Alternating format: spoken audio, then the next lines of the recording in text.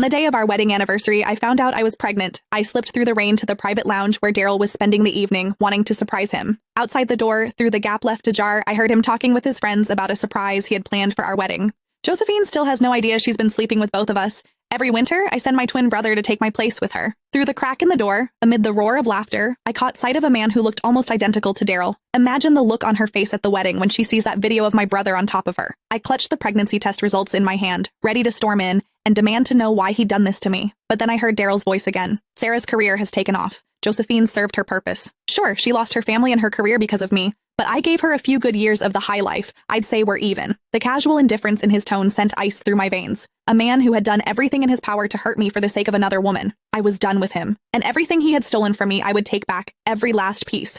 Inside the private lounge, the men kept egging each other on. Come on, Daryl, you've lost 3 rounds of dice in a row.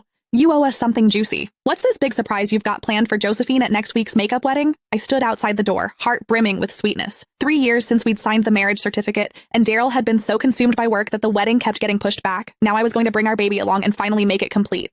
Ha! Bro, Josephine is such a fool. She has absolutely no clue you've got an identical twin brother. What do you guys think? If she finds out at the wedding that the man keeping her warm every winter was actually me, and then she sees our little bedroom video, will she lose it right there on the spot? The laughter inside swelled even louder. My legs buckled, and I nearly collapsed. I stepped forward, pressed myself against the doorframe, and peered through the gap.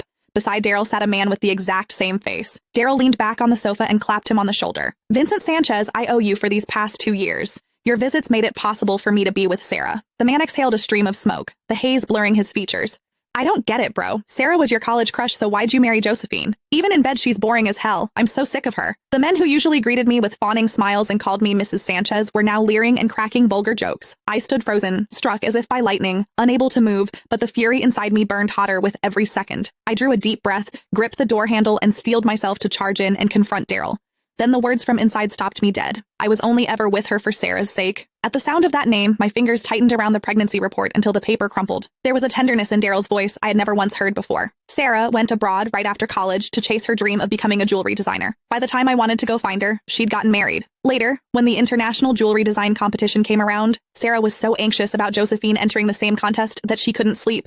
It broke my heart. I knew I had to help her. Gasps of admiration erupted around the room, everyone praising his devotion. I stood outside the door, and the memory of that accident years ago crashed over me. Cold sweat soaked through the back of my dress. The man on the sofa wore an expression of pride and tender indulgence. None of you would ever guess. I personally planned Josephine's car accident, so she'd miss the competition. Sarah sailed to victory using the designs I gave her. Josephine's so stupid. She even saw the winning piece afterward and said it looked familiar, but she never figured out I'd stolen her work.